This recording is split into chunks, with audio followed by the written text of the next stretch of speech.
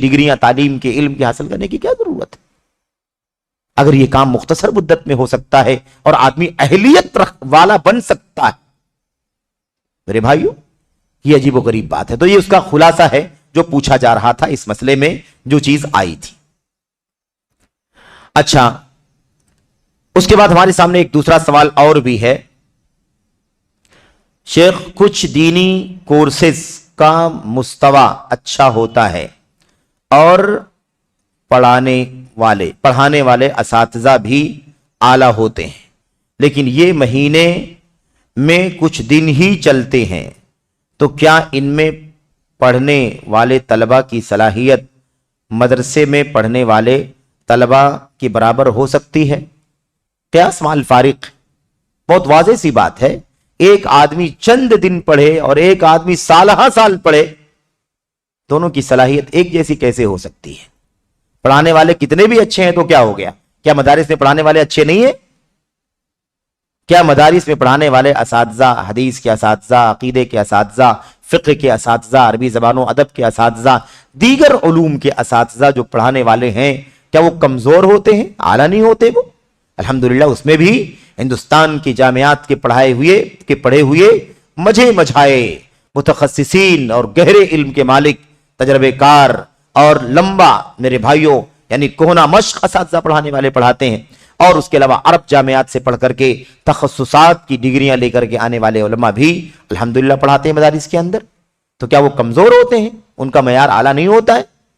تو وہاں بھی اعلیٰ ہیں اور ان سے زیادہ اعلیٰ ہیں مدارس کے اندر، اور پڑھانے والے بھی اعلیٰ ہیں، نظام بھی اعلیٰ ہے، پڑھنے والے بھی اعلیٰ ہیں، پڑھنے والوں کا ٹائم ٹیبل بھی اعلیٰ ہے، ہر اعتبار سے وہ پورے طور پر علم دین کے لیے اپنے آپ کو وقف کیے ہوئے، 8 سال کے لیے، 10 سال کے لیے، بھلا ان کے برابر یہ 4-6 مہینے، 8 مہینے، اور وہ بھی مہینے میں کبھی ہفتہ واری دروس، یا جیسا کہ کہا گیا کہ مہینے میں کچھ ہی دن ہوتے ہیں، تو یہ دونوں برابر کیسے ہو سکتے ہیں؟ اور رہی بات یہ کہ پڑھانے والے طلبہ کے برابر ہو سکتے ہیں، میرے بھائیوں وہی بات ہو گئی، اس سے پہلے کے سوال کے جواب میں ہم نے آپ سے عرض کیا کہ اگر وہ برابر ہو جائیں گے تو پھر یہ سارے مدارس بیکار ہو جائیں گے۔ اگر برابر ہو جاتے ہیں مہینے میں چند دن پڑھ کر کے، تو پھر آخر 10 سال اور مدرسوں کے سالانہ بجٹ کروڑوں میں چلتے ہیں، کیا ضرورت ہے ان تمام چیزوں کی؟ ہمیں چاہیے کہ ہم ایسے ہی شارٹ ٹرم کے کورس قائم کر لیں اور آسانی کے ساتھ لوگوں کو ان علماء کے برابر بنا کر کے تیار کر دیا جائے۔ یہ سب اپنی باتوں کو ثابت کرنے کے ہیلے بہانے، اب ان کو بھی علماء طلبہ کے برابر کرنے کی کوشش کی جا رہی ہے۔ ایک شخص 12، 14، 16 سبجیکٹ علوم شریعت کے اور کچھ عصری علوم کے پڑھتا ہے، اور 10 سال تک پڑھتا ہے، اور فارغ البال ہو کر کے پڑھتا ہے، یعنی بالکل پورا سال مدرسوں میں رہ رہا ہے، پورا دن 24 گھنٹے پڑھانے، کلاس، مراجعہ اور ہوم ورک اور لکھنا اور اس کی تطبیق دینا، اسی میں اس کا وقت گزرتا ہے۔ اور ایک آدمی ہفتے میں 1 دن کلاس کر لیتا ہے، کوئی 15 دن میں 1 کلاس کر لیتا ہے، کوئی اس سے کم زیادہ میں 1 کلاس کر لیتا ہے، میرے بھائی 1 دن پڑھ لیتا ہے، اور اس طریقے سے وہ 4-6 مہینے، 8 مہینے، سال 2 سال گزار لیتا ہے، 4 سال گزار لیتا ہے۔ وہ اس کے برابر کیسے ہو سکتا ہے؟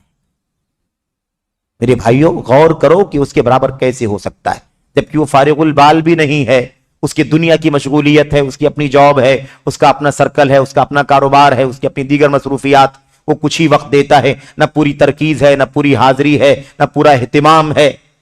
دونوں برابر کیسے ہو سکتے؟ بالکل یہ بے بنیاد بات ہے، ہرگز برابر نہیں ہو سکتے، پڑھنے والے کتنے بھی ذہین کیوں نہ ہو جائیں اور پڑھانے والے کتنے بھی اعلیٰ کیوں نہ ہو جائیں، دونوں کبھی برابر نہیں ہو سکتے۔ ایک آدمی میرے بھائیوں مہینے میں 4 کلاس کرے تو سال بھر میں کتنی کلاس کرے گا؟ 48 دن کی کلاس کرے گا۔ 48 دن کی کلاس 2 مہینے سے کم ہوتی ہے، اور ایک طالب علم پوری ترکیز کے ساتھ فارغ البال ہو کر کے پورے سال میں 200-250 دن تعلیم حاصل کرتا ہے، 300 دن تعلیم حاصل کرتا ہے۔ ایک آدمی 2 مہینہ بھی علم حاصل نہیں کرتا اور ترکیز کے ساتھ بھی نہیں کرتا، اس کے ساتھ دوسری مصروفیات بھی ہیں، اور ایک طالب علم 300 دن تعلیم حاصل کرتا ہے اور فارغ البال ہو کر کے حاصل کرتا ہے، دونوں برابر کیسے ہو سکتے ہیں؟ ایک تعریف، ایک ڈیفینیشن نہیں بتایا جا سکتا آسانی کے ساتھ. حدیث کی اصطلاحات، اصول حدیث کی اصطلاحات، فقہ کی اصطلاحات، اصول فقہ کی اصطلاحات، عقیدے کی تعریفات، عقیدے کے دلائل. اور میرے بھائیوں، علم کس چیز کا نام ہے؟ یہ جو ہم نے پڑھ لیا، یہاں وہاں سن لیا، بس کافی ہے اس کے لیے کہ اس شخص کو اتنی معلومات ہو گئی تو وہ علم والا ہو گیا؟ میرے بھائیوں، اللہ کے نبی علیہ الصلوۃ والسلام کے ہاں ضابطہ کیا تھا؟ اللہ کے نبی علیہ الصلوۃ والسلام کے ہاں ضابطہ یہ تھا کہ صحابہ کرام اللہ کے نبی علیہ الصلوۃ والسلام کی صحبت میں بیٹھنے والے بھی جو بہت زیادہ آپ کے ملازم شاگرد تھے، صحابہ کرام تھے، ان صحابہ کرام میں بھی نبی کریم صلی اللہ علیہ وسلم کے یہاں تخصصات کی بنیاد پر فضیلت اور برتری حاصل تھی. اللہ کے نبی علیہ الصلوۃ والسلام فرماتے تھے، آپ فرماتے تھے اعلمہم بالحلال والحرام معاذ بن جبل. حلال و حرام کے سب سے زیادہ علم رکھنے والے معاذ بن جبل ہیں. اقضاہم علی، قضا اور فیصلے کا سب سے زیادہ گہرا علم علی بن ابی طالب رضی اللہ تعالیٰ عنہ کے پاس ہے. نسب کا علم حضرت ابوبکر صدیق رضی اللہ تعالیٰ عنہ کے پاس ہے. فرائض کا علم زید بن ثابت رضی اللہ تعالیٰ عنہ کے پاس ہے. کیا سارے صحابہ کرام سارے علوم نہیں جانتے تھے؟ کہ سارے صحابہ کرام جن کی بات چل رہی ہے، ملازم جو شاگردان تھے اللہ کے نبی کے صحابہ، ان کی بات چل رہی، ظاہر کہ سارے علوم جانتے تھے. لیکن پھر بھی اللہ کے نبی نے کیا فرمایا کہ تعلیم و تعلم و درس و تدریس کے اندر یہ معیار ہونا چاہیے کہ جو جس فن کا سب سے زیادہ ایکسپرٹ اور متخصص ہے وہ فن اس سے ہی حاصل کیا جائے. فرائض کا علم بھی سب سے نہ لیا جائے، زید بن ثابت کا انتخاب ہو، ہے کہ نہیں؟ فیصلے اور ججمنٹ کا علم حاصل کرنے کے لیے علی بن ابی طالب کو دیکھا جائے. حلال و حرام کے مسائل کو جاننے کے لیے سارے صحابہ کرام کو علم ہے، بہت کچھ علم ہے، لیکن معاذ بن جبل رضی اللہ تعالیٰ عنہ کو رجوع کیا، کی طرف رجوع کیا جائے. یہ تو اللہ کے نبی کے صحابہ کا معیار تھا. ہمارا معیار کتنا اتر گیا؟ ہم تو یہاں اتر گئے کہ پورے بر صغیر میں جو کچھ علم اور دین اور تعلیم اور تربیت، تدریس اور فتاوی اور اجتہاد اور مسائل، تصنیفات، تحقیقات، جو کچھ بھی علم اور دعوت کی روشنی ہے بر صغیر کے اندر، ان سب کا سورس اور مرجع یہ مدارس اسلامیہ ہیں، جہاں سے یہ علماء پیدا ہوئے اور ان کے ذریعے سے ہم سب علم حاصل کر رہے ہیں. آج یہ حالت ہو گئی ہے کہ چند مہینے اور میرے بھائیوں ٹکڑوں میں علم حاصل کرنے والوں کو بھی آج یہ کوشش کی جا رہی ہے کہ یہ برابر ہو جاتے ہیں، برابر ہو جاتے ہیں، بلکہ اس سے زیادہ بھی ان کو نالج ہو سکتا ہے، یہ باور کرانے کی کوشش کی جا رہی ہے. کتنا خطرناک مسئلہ ہے یہ. اگر یہی فضا بنا دی جائے تو آج اتنے سارے علماء جو مدارس اسلامیہ کے مختلف علوم اور فنون سے کہ علم سے آراستہ ہو کر کے میدانی دعوت میں، تعلیم میں، تدریس میں، تصنیف و تالیف میں اور دیگر میادین میں کام کر رہے ہیں، اس کے باوجود امت پہ اتنے سارے فتنے ہیں، عقیدوں کا انحراف، منہج کا انحراف، میرے بھائیوں عمل کے اعتبار اتنی ساری بدعمالیاں، اتنے فرقے، اتنا انتشار ہے.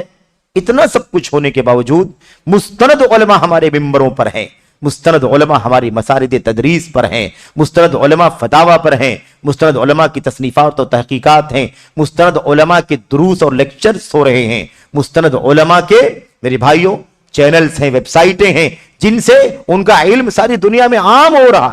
اس کے باوجود اتنا سارا انتشار ہے امت کے اندر. اگر ان کو چھوڑ کر کے اگر یہ راستہ کھول دیا جائے کہ یہ چند مہینے پڑھ کر کے شارٹ ٹرم کرنے والے بھی انہی علماء کرام کے برابر ہیں اور ان کو مسند درس اور تدریس اور خطاب دے دیا جائے تو بتائیے کہ امت کا بیڑا کتنا غرق ہو جائے گا.